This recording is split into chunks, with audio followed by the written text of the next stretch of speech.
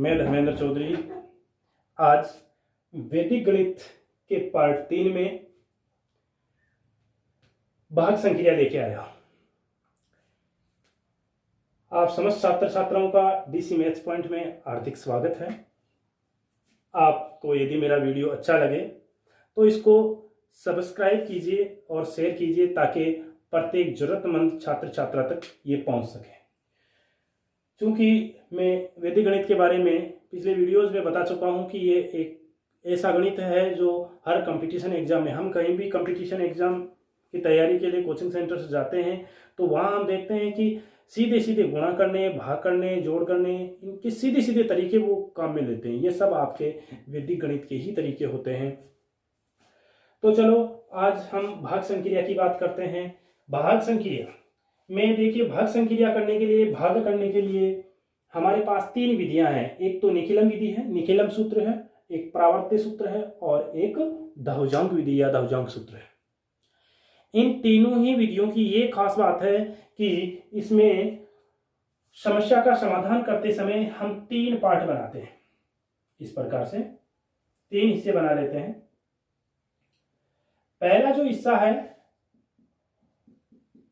इसमें हम हमेशा अपने जो भाजक होता है उसको रखते हैं। मैं एक यहाँ एग्जांपल लेकर के आपको निखिलम विधि के बारे में बता दूं। निखिलम विधि पहली ले रहे हैं। निखिलम सूत्र, तो इससे देखिए भाग कैसे करते हैं। मैं एक संख्या ले रहा हूं 11 10 34, 11 10 34। इसमें मैं भाग देने जा रहा हूं 889 का।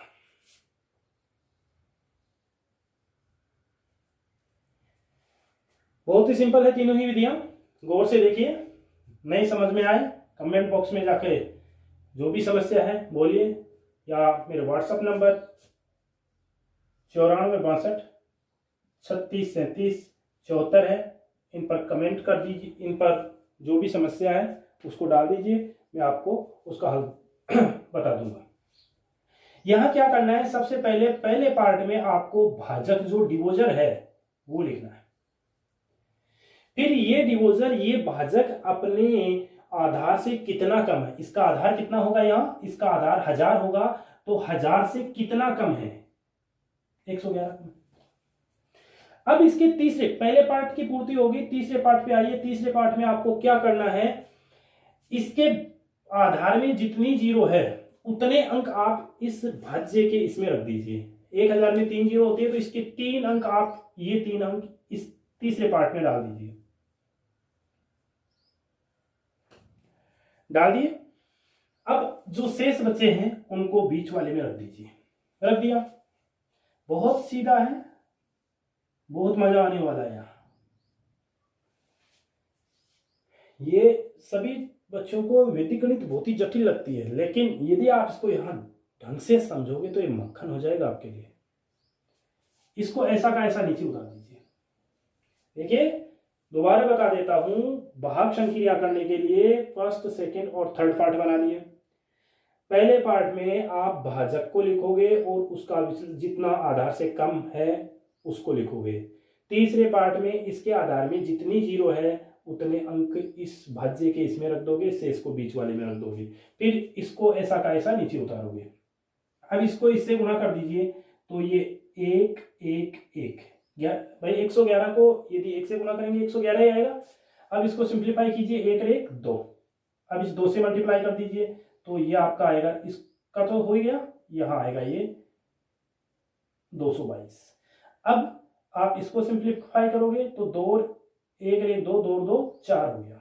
4 से इसको मल्टीप्लाई करोगे 4 4 4। ध्यान रखना ये जो तीसरे पार्ट में ये जो अंक लिखा है, इकाई का अंक, इसके नीचे आपका अंक आ जाना चाहिए। इतना ही काम करना है। इसको जोड़ दीजिए, सिंप्लीफाई कर दीजिए, 4 4 8। यहां पर ये कितना हो गया, 5 5 4 9 और ये 6, 124 और 708। क्या हुआ भाई, कहीं मिस्टेक हो गई क्या?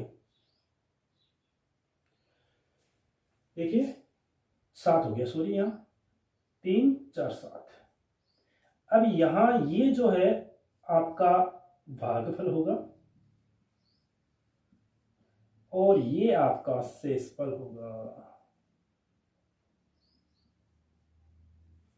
कोई डाउट नहीं है? दोबारा देख लीजिए। भाजक को पहले पार्ट में रख दिया, जो विचलन आया उसको लिख दिया। तीसरे पार्ट में इसके आधार में जितनी जीरो है उतने अंक इस भाज्य के इसमें डाल दिए, शेष बचे उनको बीच वाले में रख दिए। अब इस यहाँ जो भी नंबर है उसको ऐसा का ऐसा नीचे उतार लिया, फिर इसको इस विचलन से गुणा कर दिया, गुणा करके यहाँ लिख दिया। प्रत्येक अंक के नीचे अंक लिखेंगे, तो ये लिख दिया। अब इसको सिंप्लीफाई कर दिया तो 2 हुआ, 2 से वापस इसको गुणा करके यहाँ लिख दिया और फिर इसको सिंप्लीफाई किया, 4 आया, 4 से वापस गुणा करके इसको लिख दिया। तो यह आपका भागफल हो गया, ये शेषफल हो गया। एक दूसरा और प्रॉब्लम करते हैं ताकि आपके क्लियर हो जाए। 39 24 में 97 का भाग दे रहा हूं। 39 24 में 97 का भाग दे रहा हूं। तो देखिए क्या करेंगे। पहला पार्ट, ये दूसरा पार्ट और ये तीसरा पार्ट, नो प्रॉब्लम। यहां पर आपको क्या लिखना है? भाजक अपने आधार, इसका आधार क्या होगा? 100। 100 से कितना कम है? 0 3। 3 नहीं लिखोगे, 0 3 लिखोगे। क्यों? क्योंकि इसके आधार में 2 जीरो है। अब इस चूंकि इसके आधार में 2 जीरो है, अतः आप क्या करने जा रहे हो? यहां पर आप इसके 2 अंक इसमें रखने जा रहे हो, जो बाकी बचे उसको यहां डाल दीजिए। इसको ऐसा का ऐसा नीचे उतारिए। 3 को इससे मल्टीप्लाई कीजिए तो 0 9। ओके, इसको सिंप्लीफाई करें तो 9। क्लियर? अब आपको क्या करना है? इसमें इसको इससे गुणा करना है, तो ये 27 हो गया। 27 सिंप्लीफाई कर लीजिए। 7 4 11, यहां पे 11 11 2 13, 13 एक हासिल वाला 14। दोबारा देख लीजिए। 7 4 11 हासिल का 1, 2 और 1 3, 3 और 9 12, 12 और 2 14 14। अब हम यहां देख रहे हैं कि जो शेषफल है, शेषफल 141 है। चूंकि आपका भाजक तो 97 है, ज्यादा है, यानी इसमें और भाग जा सकता था। तो कितनी बार और जा सकता था उसको देखिए। यहां पर एक बार भाग और जा सकता था। कितनी बार? एक बार भाग और जा सकता था। एक बार भाग जाता तो यहां कम भी होगा, कितना? वो 97 भाई, एक बार भाग जाएगा। 97 का एक समूह बन गया, वो इधर आ गया, और 97 इससे कम हो गया। तो ये क्या बन गया? 39 से 40 हो गया, और ये 97 कम कर दीजिए। 11 में से 7 गया तो 4, और 3 13 में से 9 गया तो 4।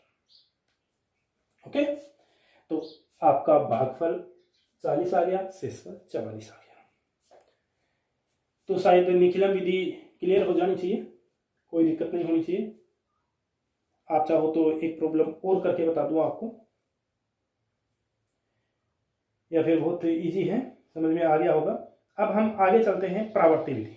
आगे आपके बुक में कोई भी यदि समस्या है तो आप क्वेश्चन नंबर बता दीजिएगा, ताकि आपको उसका समाधान मिल जाए।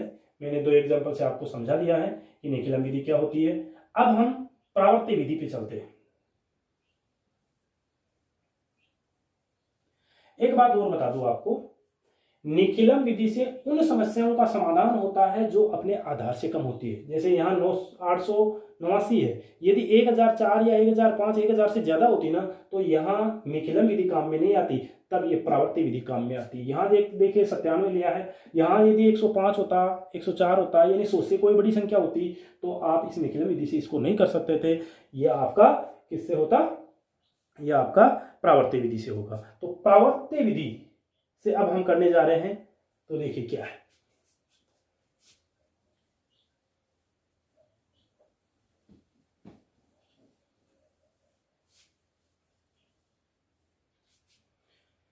दो नंबर है प्रावर्ती विधि, सूत्र या विधि एक ही बात है। इसमें देखिए मैं एक प्रॉब्लम लेकर के काम करता हूं। 21 यानी कोई एक संख्या ले लें, 13 385 में 131 का भाग लगा देता हूं। 13 385 भाग 131। ठीक है, यहां पर भी वही काम करना है, 3 भाग बनाने हैं, फर्स्ट, ये लो सेकंड और ये लो थर्ड। फर्स्ट पार्ट में क्या रखेंगे, वही रखेंगे जो पहले रखा था, भाजक को रखेंगे। किसको रखेंगे, भाजक को रखेंगे। तो भाई साहब भाजक क्या है, यहाँ 131, इसका विचलन कितना है, कितना ज्यादा है, 31 ज्यादा है। चूंकि प्रावर्त यानी होता है प्रतिलोम, यानी का प्रतिलोम है, निखिलम की विपरीत विधि है, इसलिए हम इसका विपरीत विनुकूलम लगा देते हैं। अब चूंकि इसके आधार में, इसका आधार 100 है, 100 से कंपेयर किया था, तो इसके आधार में आपके कितने अंक है, 2 जीरो है, 2 जीरो है, तो इसके 2 अंक तो आप इसमें डाल दीजिए, बाकी जो बचे हैं उनको आप इस भाग में रख दीजिए। बहुत ही रुचिकर होने वाला है, वही काम करेंगे जो निखिलम विधि में किया था। तो एक को ऐसा का ऐसा नीचे उतारा, अब क्या करेंगे भाई, इसको इससे मल्टीप्लाई करेंगे, वही काम करना है जो निखिलम में किया था। ओके, तो सिंप्लीफाई कर लीजिए, 3 में से 3 गया, अब यहां ये घटेगा, विपरीत चिन्ह का है, माइनस का 3 है तो ये घटेगा तो 0 हो गया, 0 से इसको मल्टीप्लाई करेंगे तो ये 0 और 0 से करेंगे तो 0 0 हो गया, नो प्रॉब्लम, 0 से मल्टीपल करेंगे। अब यहां देखिए 3 में से 1 घट रहा है, 0 घट रहा है, तो कितना आया, 2 आ गया। अब इस 2 से इसको गुणा करेंगे तो कितना हो गया, 31 दूना 62 हो गया। इसको सिंप्लीफाई कर दीजिए, 5 में से 2 घटेगा 3 बनेगा, 8 में से 6 घटेगा 2 बनेगा। तो आपका जो भागफल है वो 102 आ गया, शेषफल 23 आ गया। ये आपका भागफल हो गया और ये शेषफल हो गया। क्लियर हो जाना चाहिए, कोई दिक्कत नहीं होनी चाहिए। आगे चलते हैं, एक प्रश्न और बता दो आपको, कोई सा भी ले लीजिए, अपने मन से कोई क्वेश्चन ले लीजिए। चलो मैं ले रहा हूं,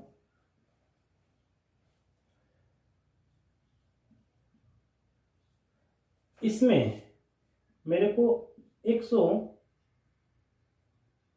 का भाग लगाना है, देखता हूं क्या आता है। क्योंकि देखिए निखिलम विधि से हमने देखा था जो भाजक अपने आधार से कम होते हैं वो निखिलम विधि द्वारा होते हैं, और परावर्त विधि से कौन से क्वेश्चन होंगे जो अपने आधार से ज्यादा है। यहाँ देखिए आधार से ज्यादा 131 100 से ज्यादा है, यहाँ 112 100 से ज्यादा है। तो चलो लिखिए, फर्स्ट पार्ट में क्या करने जा रहे हैं, भाजक को लिखने जा रहे हैं और इसका विचलन लिखने जा रहे हैं और इसका चिन्ह विपरीत करने जा रहे हैं। तीसरे पार्ट में चूंकि 2 अंक लेने हैं तो ये इसके 2 अंक लास्ट के इसमें डाल दिए, बीच वाले में जो शेष बचे हैं वो डाल दिए। इसको ऐसा का ऐसा नीचे उतार दीजिए, एक से मल्टीपल करूंगा तो ये हो गया। अब देखिए 2 में से 1 गया तो 1 से वापस वही कर दीजिए, सिंप्लीफाई कर दीजिए इसको। 7 में से 2 गया 5 और 5 में से 2 गया 3, 3 में से 1 गया 2, ये बहुत ही सिंपल है। तो निखिलम विधि और परावर्ती विधि दोनों एक दूसरे से जुड़ी हुई है। आगे हम बात करते हैं धावजांक विधि की। धावजांक विधि में भी वही हम 3 पार्ट करने जा रहे हैं। भाग में हमेशा ही 3 भाग होंगे, चाहे कोई सा भी मेथड क्यों ना अप्लाई कर रहे हो आप। तो आगे हम पढ़ने जा रहे हैं धावजांक विधि। कौन सी, धावजांक विधि। जैसे एक कोई प्रॉब्लम लेकर के काम करता हूं मैं धावजांक विधि से।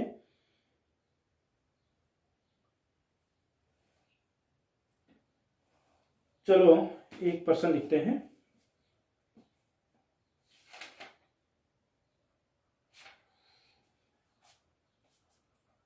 59 28 37,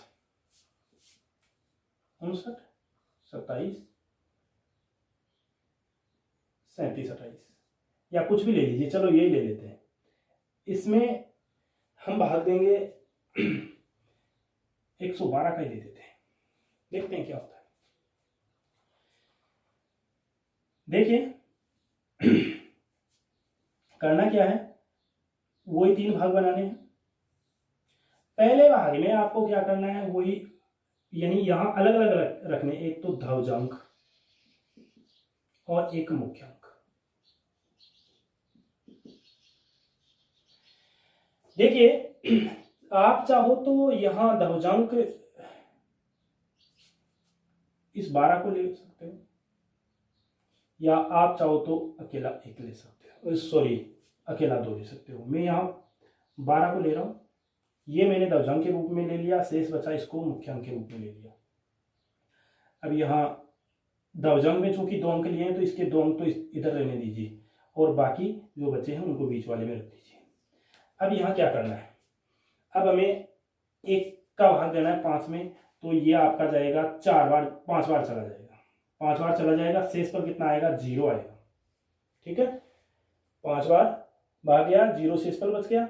अब ये 9 हो गया, 9 में से इसको गुणा करके इसको संशोधित करेंगे तो ये माइनस का आएगा, इसलिए हम यहाँ पर 5 बार भाग न देकर के 4 बार ही भाग देते हैं। यदि 4 बार भाग देंगे तो यहाँ पर आपका शेषफल कितना आएगा, 1 आएगा, 19 हो गया। 19 में से इसको गुणा करके घटाएंगे तो ये आपका नहीं बैठना है। चलो आपको पहले एक दूसरा प्रश्न दे देता हूं ताकि आपको ये ढंग से समझ में आ जाए, ये बाद में करेंगे इसको। एक सेकेंड, कोई दूसरा क्वेश्चन देता हूं, उससे क्या है कि ये ढंग से समझ में आ जाए। जैसे मैं ले रहा हूं 123/45 में 91 का भाग दे रहा हूं, 123/45 में 91 का क्वेश्चन दिया हुआ है। 123/45 में 91 का भाग देने जा रहे हैं। अब थोड़ा देखो ढंग से समझिए इसको एक बार हटा दो, क्योंकि ये संशोधित करने वाला इससे अच्छा समझ में नहीं आएगा, इससे बहुत बढ़िया समझ में आ जाएगा। ये पार्ट फर्स्ट, ये सेकंड और ये थर्ड। इसमें हम क्या करेंगे, देखिए सबसे पहले चूंकि हमें जो भाजक होता है, भाजक के 2 भाग करने होते हैं, मुख्यांक यानी जो भाजक होता है वो मुख्यांक और धवजांक का योग होता है। धवजांक इन दोनों का योग होता है।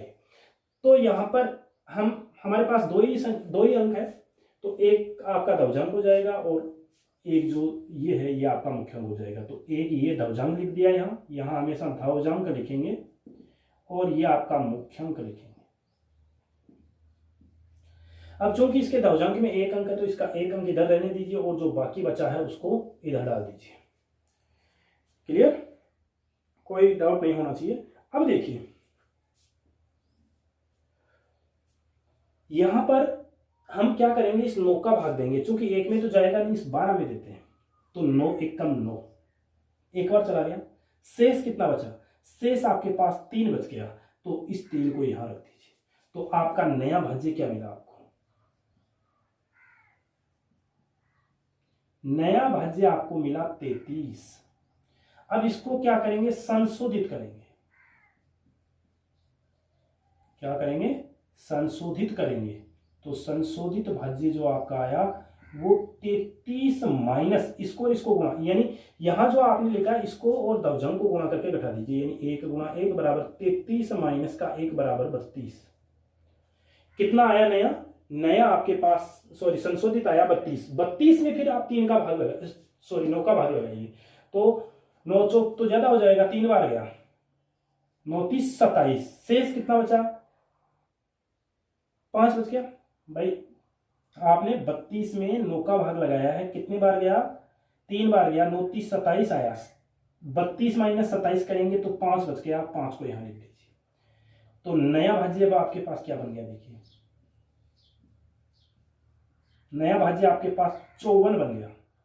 तो इसको संशोधित कर दीजिए,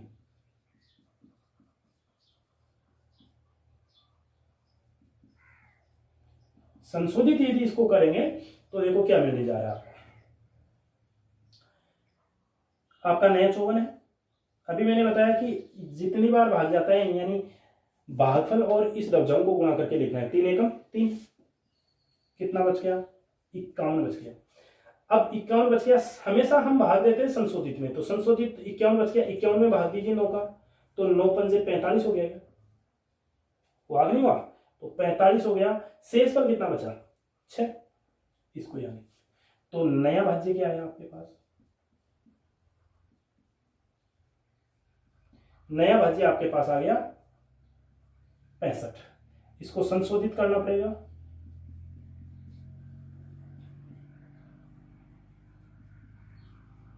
संशोधित 65 माइनस 5 एकम 5, इसको गुणा कीजिए 60।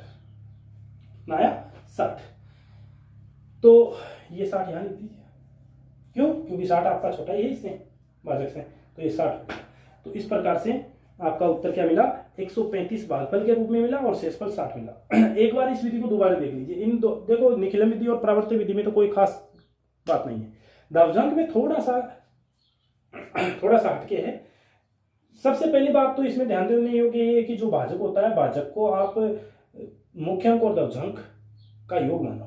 जो भाजक होता है वो मुख्यांक और दवजांक होता है, मुख्यांक और दवजांक से मिलकर बना हुआ होता है। तो यहाँ पर अपने पास ये तो आपका जो इकाई के अंक की तरफ से 1 या 2 अंक को आप दवजांक ले सकते हो, आप पे डिपेंड करता है कि आप क्या ले रहे हो। तो इसको आपने ले लिया दवजांक 1 ले लिया, और इसका जो शेष बचा है ये आपका मुख्यांक हो गया। अब आपके दवजांक में आपने जितने अंक लिए हैं उतने अंक आप यहां डाल दीजिए, उतने अंक यहां डाल दीजिए। यानी एक दवजांक में 1 अंक है तो 1 अंक इसका इधर डाल दिया। अब जो शेष बचे उनको बीच वाले में डाल दीजिए। अब आप क्या करोगे, ये जो संख्या इसमें 9 का भाग दोगे तो 12 में 9 का भाग एक बार गया, 3 शेष आ गया, इसको यहां लिख दिया। जो शेषफल रहता है इसको यहां नीचे लिख देना है। अब ये नया भाज्य बन गया आपका 33। अब आपको इसको संशोधित करना है, तो जो नया है 33 माइनस 1 एकम 1, 33 माइनस 1 32। अब संशोधित जो भाज्य होता है उसमें हमेशा मुख्य अंक का भाग देते हैं, तो 9 का भाग लगाइए, 3 बार गया, 5 शेष रहा, 5 को यहां लिख दिया। अब नया भाज्य क्या हो गया? 54 हो गया। 54 को संशोधित कर दीजिए, यानी नए को संशोधित करोगे तो 54 माइनस 3 51 में आप 9 का भाग दोगे, 5 बार गया, 5 को यहां लिख दिया, और शेष कितना बचा? 6 बचा, उसको यहां लिख दिया। अब ये नया क्या हो गया? 65। 65 को संशोधित कर दीजिए, तो 65 माइनस 5 एकम 5 60। तो ये आपका है दवजांक विधि। एक पर्सन और लेके काम करते हैं। जैसे मैं एक अलग हटके क्वेश्चन ले लेता हूं।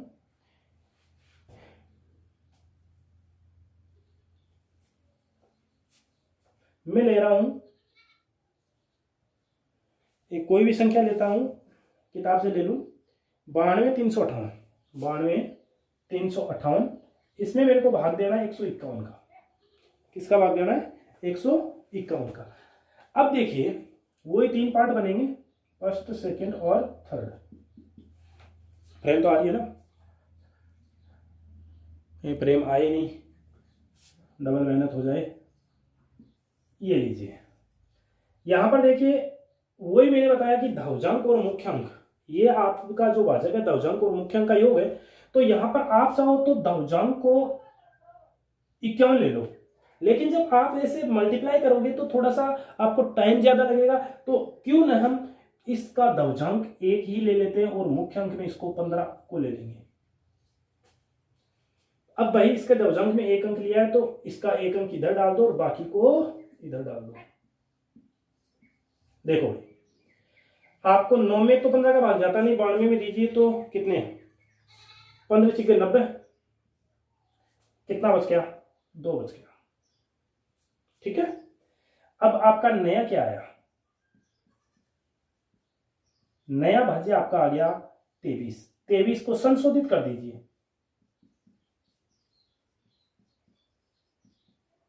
संशोधित करोगे तो 23 माइनस क्या करोगे? 6 एकम 6, कितना बच गया भाई? 17 बच गया। अब ऐसा भी 17 में 15 का भाग दीजिए, यानी हमेशा संशोधित में भाग देना है, नए में नहीं देना है। 17 में 15 का दोगे, 1 बार गया। कितने बार गया? 1 बार गया। तो 1 बार गया तो भाई 15 एकम 15, कितना? 2 शेष बच गया, इसको यहां लिख दीजिए। तो नया क्या मिला आपको? नया मिला आपको क्या? 25। 25 में 15 का वही 1 बार गया, 15 एकम, संशोधित करना है। संशोधित क्या हो गया? 25 माइनस 1 एकम 1, कितना हो गया? 24। अब इस संशोधित में भाग दीजिए, 15 एकम 15, कितना बच गया भाई? 5 वो बच गया, 4 ये 9 बच गया।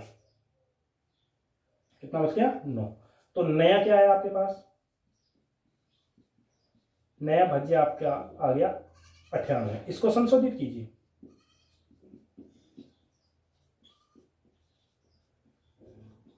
तो 98 माइनस 1 कितना हो गया 97 हो गया। यहां तक किसी प्रकार की कोई दिक्कत है तो बोल दीजिए। सॉरी ये देखिए यहाँ थोड़ा सा मिस्टेक हो गया, ये 8 ये 8 में नहीं, यहाँ नहीं छोड़ा, 1 सेकेंड, ये 9 यहाँ आएगा आपका। अब इसको संशोधित कर दीजिए, संशोधित कर ही दिया आपने, कितना आ गया 97 आ गया। तो इस 97 को यहाँ लिख दीजिए। दोबारा देख लीजिए, कोई भी संख्या है इसमें इसका भाग दे रहे हैं तो अपनी सुविधा के अनुसार हम दवजंक और दवजंक का चयन कर सकते हैं, 1 अंक का 2 अंक का, जो आपको सुटेबल लगे वो कीजिए। आपने यहाँ चयन कर लिया, ये दवजंक में रख दिया और मुख्य अंक में इसको रख दिया। अब आपको क्या करना है, चूंकि दवजंक में जितने अंक है उतने ही आप इसके अंक इधर डाल दीजिए। तो ये आपका 8 इधर डाल दिया आपने। अब आपके पास जो शेष बचे उनको इस बीच वाले पार्ट में डाल दिया। अब आपने 9 में 15 का भाग दिया, गया नहीं, तो 92 में दिया, 92 में 15 का भाग 6 बार गया, 6 बार गया, तो 15 90 हो गया, 90 दो शेष बल बच गया, उसको यहाँ लिख दिया। अब नया आपका 23 आ गया, इसको संशोधित किया तो 23 माइनस 6 एकम 6, यानी जो भागफल आपका है उसको दवजंक से गुणा कर दीजिए और घटा दीजिए, 17 आ गया। 17 में आप वापस 15 का भाग दीजिए तो 1 बार गया और आपका 2 शेष रहा, 2 शेष को यहाँ रख दिया, तो नया आपका 25 हो गया। 25 को वापस संशोधित कर दीजिए तो 25 माइनस 1 24, 24 में आप वापस 15 का भाग लगाइए, 1 बार जाएगा और 9 शेष रहेगा, 9 को यहाँ लिख दीजिए। अब 98 को संशोधित कर दोगे तो 98 माइनस 1 97। इस प्रकार से ये आपकी दवजंक विधि से भाग होता है। तो आपको मैंने निकेलन विधि, प्रावर्ती विधि और दवजंक विधि तीनों विधियां बता दी है। यदि किसी प्रकार की कोई समस्या है आपके कक्षा 10 में तो आप प्लीज़ व्हाट्सएप नंबर पे या कमेंट बॉक्स में जाकर के कमेंट कीजिए। कौन सा प्रश्न आपको नहीं आ रहा है मैं आपको अवेलेबल करवा दूंगा उसका सॉल्यूशन। अब हम आगे चलते हैं। आगे कुछ बीजीय व्यंजक है, कुछ बीजीय व्यंजक है, तो उनको सरल करने के लिए भी वैदिक गणित अपना बहुत ही कारगर साबित होता है। तो चलो आज चलते हैं बीजीय व्यंजक पर।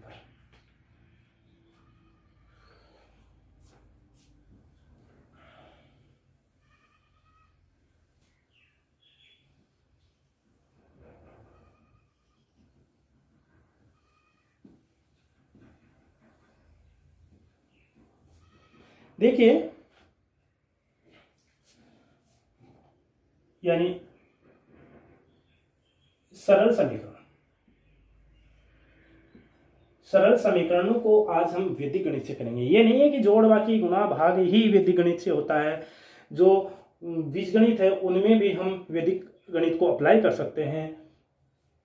तो चलो देखते हैं। सरल समीकरणों में हम 2 प्रकार से वैदिक गणित को अप्लाई करते हैं। 2 प्रकार के फॉर्मूले होते हैं, एक तो प्रावर्त्य योजित सूत्र और एक शून्य साम्य सूत्र। ठीक है, एक तो शून्य साम्य समुच्चयित, शून्य साम्य सूत्र या शून्य साम्य समुच्चयित।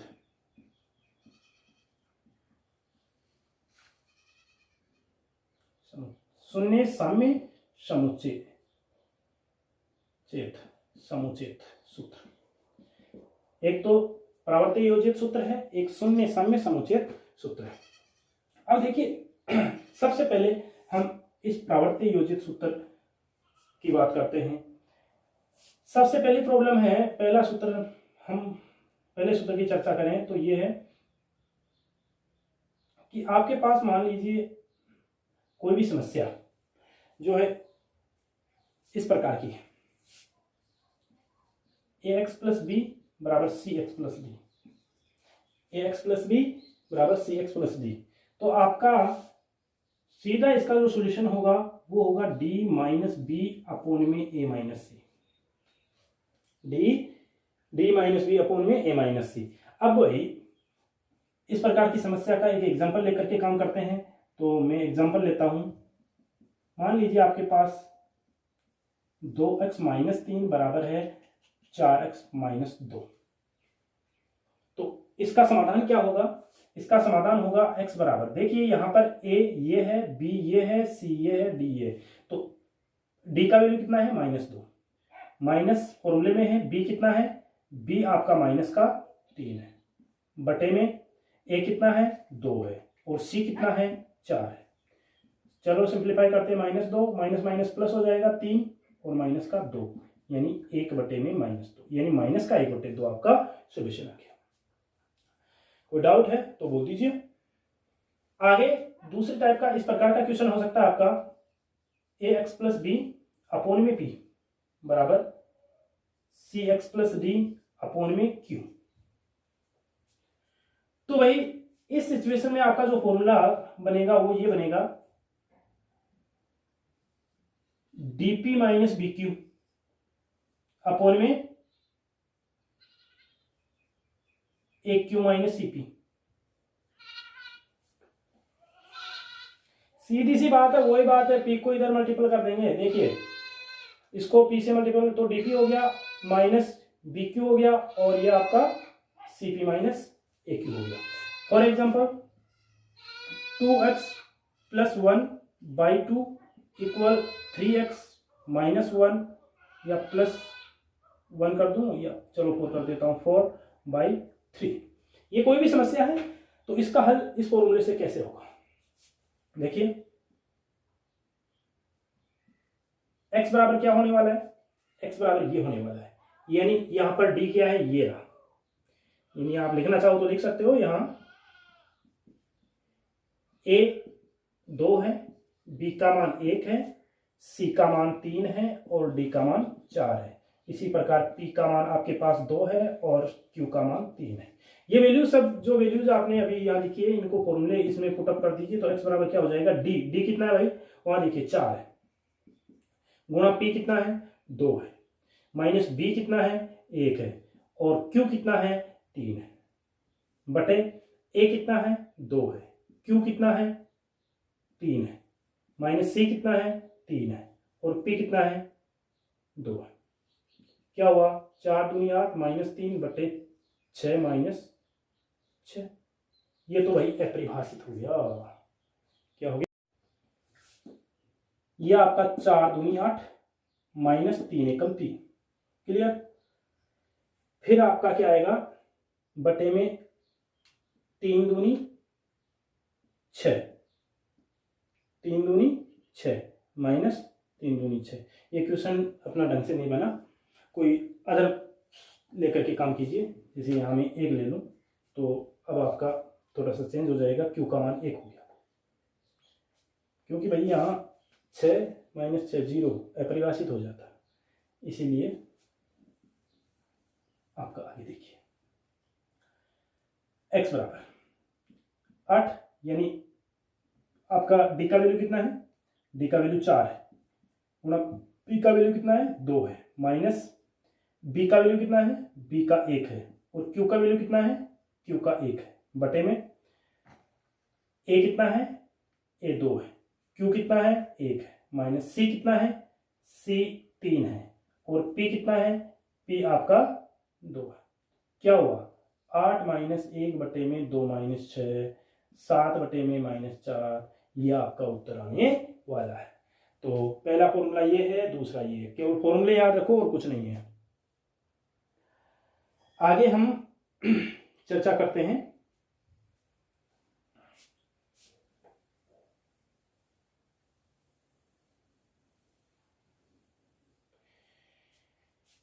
मान लीजिए आपके पास ये समस्या है, यानी 30 नंबर का होगा, x प्लस ए इंटू एक्स प्लस बी बराबर x प्लस सी इंटू एक्स प्लस डी। यदि ये है तब आपका उत्तर क्या होगा? तब आपका जो x का वैल्यू आने वाला है वो आएगा C D minus A B upon में A plus B minus C minus D. चलो कोई भी एक समस्या लेकर के काम करते हैं, एग्जांपल लेकर के काम करते हैं। मान लीजिए x प्लस 1 x माइनस 2 बराबर x प्लस 3 x माइनस 4। ये आपके पास कोई समस्या है तो वही यहां यदि ये फॉर्मूला अप्लाई करें तो सी डी, सी कितना है भाई, देखिए आप लिखना चाहो तो लिख सकते हो, ये ए है, ये बी है, ये सी है, ये डी है। तो आपका है सी डी, यानी इन दोनों का गुणा सी डी, तो 3 गुणा माइनस 4 माइनस ए बी 1 गुणा माइनस 2 बटे में ए प्लस बी तो प्लस माइनस 2 माइनस सी 3 माइनस डी 4। ओके, तो ये हो गया माइनस का 12 माइनस माइनस प्लस का 2 बटे में ये माइनस 2 और माइनस का 3 और प्लस का 4, माइनस माइनस प्लस हो जाएगा तो ये माइनस का 10 बटे में माइनस का देखिए यहाँ 5 हो गया प्लस का 4 हो गया, तो 5 में से माइनस 5 प्लस 4 को सिंप्लीफाई करेंगे तो माइनस 10 बटे माइनस 1, माइनस से माइनस गया 10 उत्तर आ गया। तो इस प्रकार से ये आपका एक दूसरा फॉर्मूला हुआ। अब हम आगे और चर्चा करते हैं, वो क्या है।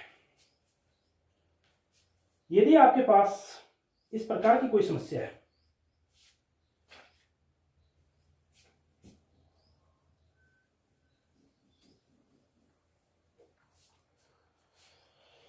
चार नंबर का है,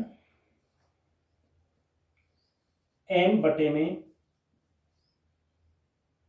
ax प्लस बी, या x प्लस ए कर देता, प्लस n बटे में x प्लस बी बराबर 0 है। यदि ऐसा है तो आपके पास आपका सॉल्यूशन क्या होगा। इस स्थिति में जो x का मान आएगा minus N B plus N A, M B plus N A बटे में एम प्लस एन, ये उत्तर आपका आने वाला है। ठीक है, तो चलो अब बात करते हैं कोई एक प्रश्न लेकर के। मान लीजिए आपको दिया हुआ है 1 बटे में x प्लस 2 माइनस एन 2 बटे में x प्लस 1 बराबर 0। तो इसका इस कंपेयर करें तो ये फॉर्मूला यहां अप्लाई होगा क्योंकि यहां m बराबर 1 है। यदि यहां लिखना चाहो तो लिख सकते हो, यहां m बराबर 1 है, n बराबर माइनस का 2 है क्योंकि यहां प्लस है फॉर्मूले में, यहां माइनस आ रहा है, माइनस का 2 है, a बराबर 2 है और b बराबर 1 है। चलो करते हैं, देखिए x बराबर क्या आएगा, माइनस फॉर्मूले में आ रहा है m कितना है 1 गुणा b कितना है b 1, ठीक है, प्लस n कितना है माइनस का 2 और a कितना है 2 बटे में m कितना है 1 और n कितना है n माइनस का 2। चलो सिंप्लीफाई करते हैं, 1 एकम 1 माइनस का 4 बटे में ये 1 और ये माइनस 2, क्या हुआ माइनस 3 बटा माइनस 1, माइनस से माइनस गया 3, उत्तर आपका आ गया। ठीक है, तो इस प्रकार से ये आपका चौथा फॉर्मूला हुआ। तो ये जो 4 फॉर्मूले हैं ये आपके प्रावर्ती योजित फॉर्मूले पर डिपेंड है। आगे हम यहां पर इनको सेम भी कर सकते हैं, जब m और n दोनों सेम हो तो देखिए यहां से एक फॉर्मूला और ड्राइव कर लेते हैं। यदि m और n सेम होता है तो क्या फॉर्मूला, वैसे तो इस फॉर्मूले से हो जाएगा, कोई दिक्कत वाली बात नहीं है, क्यों ज्यादा टेंशन पा रहे हो। आगे करें, आगे हम जो आपका शून्य साम्य समुचित फॉर्मूला है, यानी प्रावर्ती योजित फॉर्मूले पर 4 प्रकार की ये समस्याएं मैंने बताई।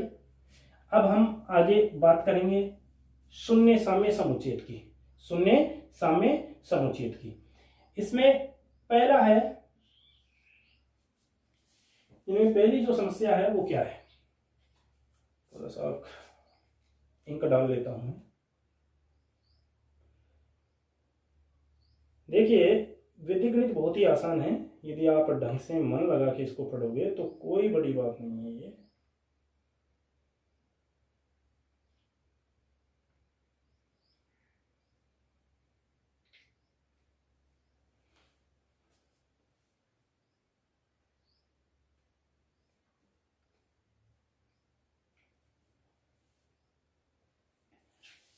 देखिए, यदि आपके पास ऐसी कोई समस्या है,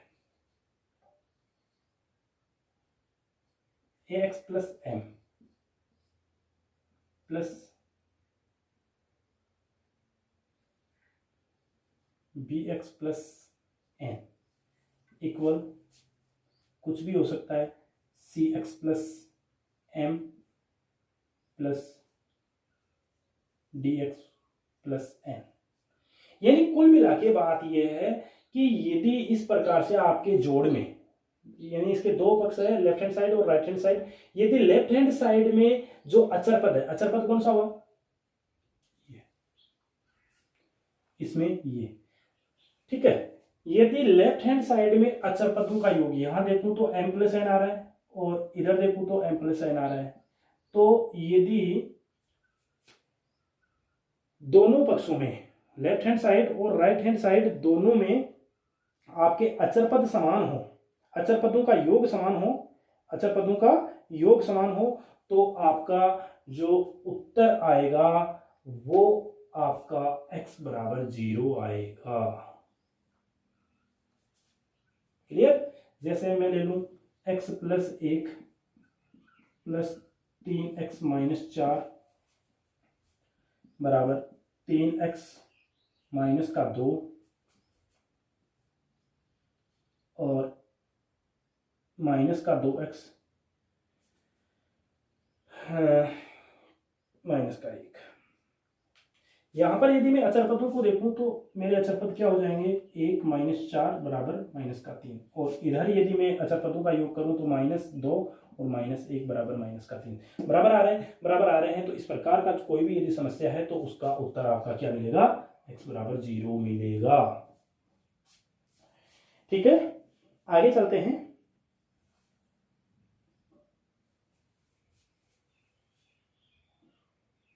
आगे देखिए,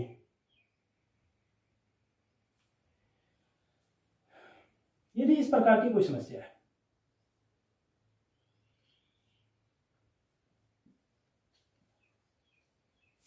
x minus M plus M, कुछ भी कर लीजिए, यानी जो बात है वो समझ में आनी चाहिए, फॉर्मूला समझ में आ जाना चाहिए, और कुछ नहीं। यहां मैं क्या देख रहा हूं, यहां मैं देख रहा हूं कि सभी में x प्लस एम ये सर्वनिष्ठ है, सब में कॉमन है। तो इस प्रकार का यदि कोई समस्या है तो आपका उत्तर x प्लस एम बराबर 0 आएगा। फॉर एग्जाम्पल जैसे ये है,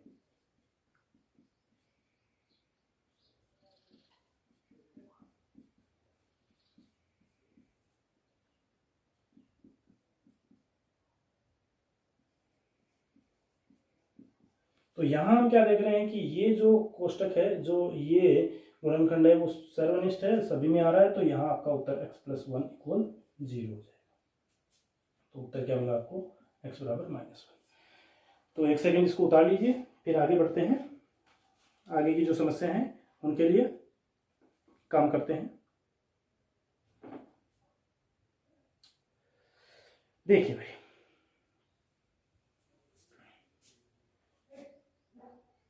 ये 3 नंबर का हो गया, आगे चलते हैं।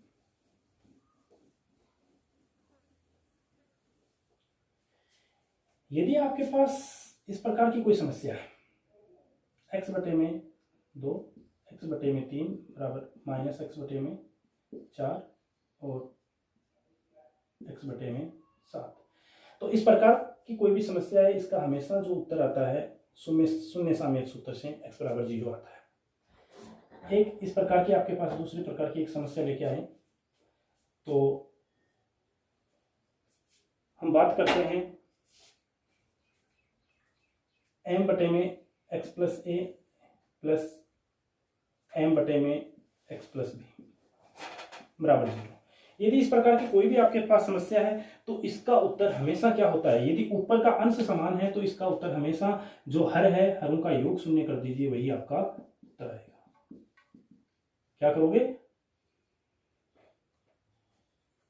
हरों का योग बराबर 0, तो यहां से आपको क्या मिलेगा, 2x plus a plus b बराबर 0, और इसको आगे सिंप्लीफाई कर लीजिए।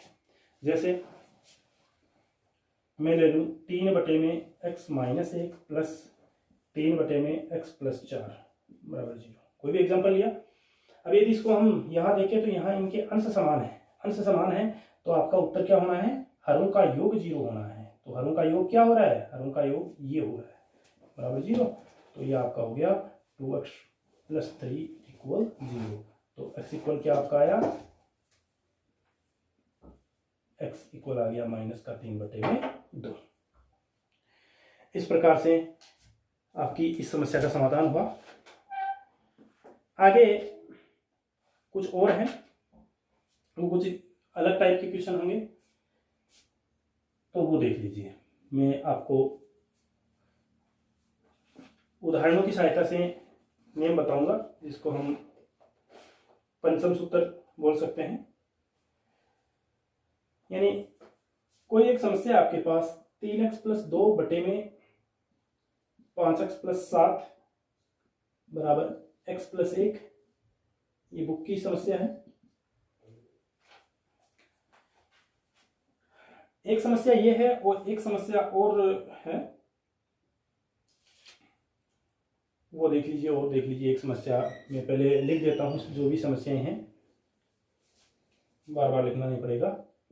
3x प्लस 6/में 6x प्लस 3 बराबर 5x प्लस 4/में 2x प्लस 7।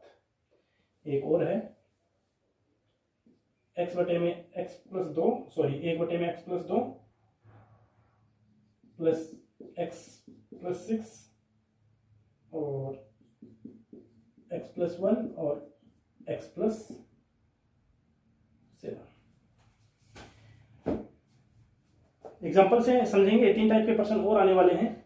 देखिए यदि इस टाइप का प्रश्न है, ये किस टाइप का है, यानी यहां हम अंशों का योग देखेंगे और हरों का योग देखेंगे। यदि अंशों का योग व हरों का योग एक निश्चित अनुपात में, देखिए 3 प्रकार के क्वेश्चन है। पहले टाइप है कि अंशों का योग करो व हरों का योग करो, अंशों का योग करो और हरों का योग करो। ऊपर के जो अंश है दोनों को जोड़ लीजिए, नीचे के जो हर है उनको जोड़ लीजिए। तो आपको यदि एक निश्चित रेशियो मिले, एक निश्चित अनुपात मिले, तो आप क्या करोगे, किसी भी, चाहे अंशों का योग हो चाहे हरों का योग, किसी एक को 0 के बराबर कर दीजिए, आपका उत्तर आ जाएगा। दूसरी टाइप के प्रश्न जो है उसमें है अंश व हरों का योग। एक पक्ष के जो अंश है, अंश व हरों का योग देखिए, एक पक्ष के अंश और हर का अंतर देख लीजिए और दूसरे पक्ष के अंश और हर का अंतर देख लीजिए। यदि आपको समान मिले, समान दिखे, तो आप एक तरफ के अंश व हर का अंतर और दूसरी तरफ के अंश और हर का अंतर एक निश्चित अनुपात में मिले, तो किसी एक अनुपात को आप 0 के बराबर, किसी एक के योग को 0 के बराबर कर दीजिए, आपका उत्तर आ जाएगा। तीसरी टाइप के जो प्रश्न है, इनमें ऊपर यदि अंश समान है, ऊपर यदि अंश समान है सबका, जैसे इस प्रकार के क्वेश्चन, इस प्रकार का ये क्वेश्चन है, और लेफ्ट हैंड साइड और राइट हैंड साइड में हरों का योग बराबर है, हरों का योग बराबर है, तो आप किसी एक के योग को शून्य कर दीजिए, आपका उत्तर आ जाएगा। चलो इसी बेस पे पहली टाइप का क्वेश्चन देखते हैं। यहां से देखिए, यहां अंशों को जोड़ता हूं मैं,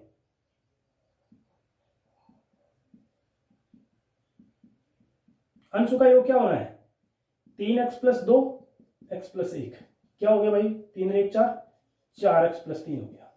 चलो इधर देखते हैं, हरों का योग क्या हो गया, 5x plus 7 plus 3x plus minus 1, 5 और 3 8x और ये 6, यानी इसको मैं यहां से 2 कॉमन ले सकता हूं, तो ये 4x प्लस 3। यहां मैं क्या देख रहा हूं कि अंश और हरों का अनुपात एक अनुपात, भाई ये दोनों को देखिए 1:2 में है कि नहीं, अंश अनुपात हर देखें तो 1:2 आ रहा है, एक निश्चित अनुपात आ रहा है, तो आप का जो हल होगा वो क्या होगा, किसी एक अनुपात को आप 0 के बराबर कर दो, यानी 4x + 3 बराबर 0। तो यहां से आपका क्या आ जाएगा, 4x बराबर -3, तो x बराबर आ गया -3/4। तो ध्यान रखिए, शून्य सामयिक में 4 फॉर्मूले मैंने आपको पहले बताई दिए। पांचवा जो ये है कि यदि अंशों का योग और हरों का योग आप करो, अंशों का योग और अंशों का अलग योग करके देख लो, हरों का अलग योग करके देख लो, अंशों का ऊपर वालों को आपस में जोड़ लो, नीचे वालों को आपस में जोड़ लो, यदि एक निश्चित अनुपात आ रहा है तो आप क्या करो, किसी एक योग को 0 के बराबर करके उसको सरल कर दीजिए, वही आपका उत्तर आएगा, जैसे यहाँ आया। दूसरे टाइप में मैंने ये एक एग्जांपल लिखा है, यहां पर यदि हम देखें हरों को जोड़ने की कोशिश करें तो 8x, देखिए 8x + का 10, अंशों को जोड़ा तो और हरों को जोड़ा तो 10x + 10। यहां से यदि मैं कॉमन लेना चाहूं तो 2 आएगा, तो 4x + 5 हो गया। यहां से कॉमन लूंगा तो 10 आएगा, x + 1 हो गया। कोई निश्चित रेशियो नहीं है तो यह फॉर्मूला यहां यूज नहीं हो सकता। तो अब आगे चलते हैं, मैं यहां क्या करूं, अंश व हरों को जोड़ लेता हूं, अंश व हरों को जोड़ लेता हूं। यहां यदि अंश और हरों को जोड़ूंगा तो कितना हो गया, ये 9, सॉरी योग अंतर कीजिए, यहां अंतर, यहां देखिए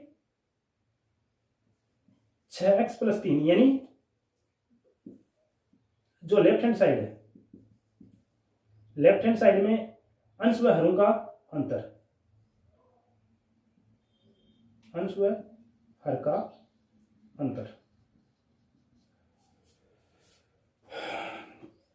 बने रहिए।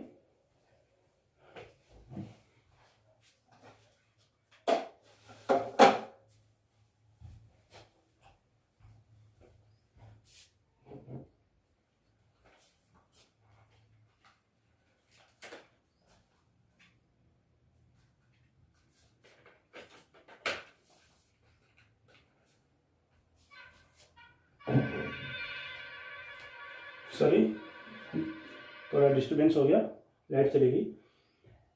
अंश व हर का अंतर यदि यहां करेंगे तो ये आपका देखिए 6x + 3 - 3x - 6, क्या मिला भाई, 6 में से 3 गया तो 3x, और 3 में से -6 गया तो -3, यानी आपको मिला x - 1, और ये आपका 3 गुणा में ले लीजिए, बाहर ले लीजिए इसको। राइट हैंड साइड में करते हैं, राइट हैंड साइड में अंश व हर का अंतर करेंगे, अंश व हर का अंतर, चाहे अंश में से हर को घटाओ या हर में से अंश को, कोई फर्क नहीं पड़ता। तो यहां देखिए 5x + 4 - 2x और माइनस का 7। पहले वाला देख लीजिए, 6x + 3 में से 3x - 6 घटा, दोनों माइनस के हो गए। यहां पर इसमें से ऊपर वाले में से इसको घटा रहा हूं, तो ये आपका बन गया 3x - 3 बराबर 3 कॉमन आएगा, यानी सेम बन गया, सेम बन गया। एक अल्फा देख रहे हैं तो किसी एक को 0 कर दीजिए, तो आपका x - 1 बराबर 0, तो यहां से आपको मिलेगा x - 1 बराबर 0, तो x बराबर आपको क्या मिल गया, 1 मिल गया। तो पहला जो आपने इसमें देखा, जो पंचम सूत्र था वो क्या था कि आप दोनों तरफ के अंशों को योग कर लीजिए और हरों का योग कर लीजिए, यदि योग एक निश्चित अनुपात में आ रहा है तो किसी एक योग को 0 के बराबर कर दीजिए, आपका समाधान निकल आएगा। दूसरी टाइप का क्वेश्चन आपने देखा कि जब अंशों और हरों का योग एक निश्चित अनुपात में नहीं आ रहा है तो आप दूसरा फॉर्मूला आजमाने की कोशिश कीजिए। वो क्या है, वो ये है कि अंश व हरों का अंतर कर लीजिए, एक पक्ष के अंश व हर का अंतर कर लो, दूसरे पक्ष के अंश और हर का अंतर कर लो। यदि अंतर समान आ रहा है या एक निश्चित अनुपात में आ रहा है तो आप किसी एक अंतर को 0 के बराबर करके इस प्रकार से सॉल्यूशन फाइंड आउट कर सकते हो। एक आपका और बचिया जो लास्ट का क्वेश्चन लिखा है, इस प्रकार का कोई यदि प्रॉब्लम आपके सामने आता है, यानी जब अंश समान हो, सभी पदों के अंश समान हो और हरों का, दोनों तरफ हरों का योग यहां देखोगे तो x + 2 + x + 6 बराबर क्या हो गया, लेफ्ट हैंड साइड में 2x + 8 हो गया। इसी प्रकार राइट हैंड साइड में हरों का योग कर लीजिए, तो x + 1 + x + 7 यानी 2x प्लस 8 हो गया। क्या देख रहे हो, योग समान है, योग समान है तो किसी एक योग को 0 के बराबर कर दो, आपका उत्तर आ गया। तो 2x बराबर -8, तो x बराबर -4। तो इस प्रकार से ये 3 अलग टाइप के क्वेश्चन हैं, पहला ये, दूसरा ये, तीसरा ये। तो याद रखिएगा और बने रहिएगा आपके अपने धर्मेंद्र चौधरी के DC मैथ पॉइंट में। और यदि आपको वीडियो पसंद आया है तो इसको ज़्यादा से ज़्यादा शेयर कीजिएगा, ताकि सब लोगों तक वैदिक गणित का नॉलेज पहुंच सके। और यदि किसी प्रकार की कोई समस्या है, जोड़ बाकी गुणा भाग जो भी हमने यहाँ डिस्कस किया है 3 पार्टों में, तो आप कमेंट बॉक्स में जो भी क्वेश्चन है उसको डालिए, क्वेश्चन नंबर डाल दीजिए। क्योंकि मैं आपको पहले बता चुका, NCERT सिलेबस इस साल चालू किया गया है 2021 में। तो 6 से लेकर के 9 तक में वैदिक गणित नहीं है, कक्षा 10 में वैदिक गणित है। तो उसमें भी जो पिछले साल यानी 19-20 में जो गणित था, 18-19 में जो गणित था वो नहीं है, उसमें चेंज हो गया है। जो नई बुक आई है उसमें केवल आपका गुणा है, निखिलम विधि और उदर्वत्रिक व्यायाम सूत्र द्वारा, और वर्ग घनमूल घन है, वर्ग और घनफल है, और ये भाग है, और साथ में ये सरल समीकरणों का समाधान है। तो ये 3 लेक्चर में आपका ख़त्म हो गया है। प्लीज़ इस वीडियो को शेयर कीजिए ताकि सभी तक ये वीडियो पहुंच सके। धन्यवाद। आगे हम नया टॉपिक लेकर के उपस्थित होंगे आपके सामने। Thank you.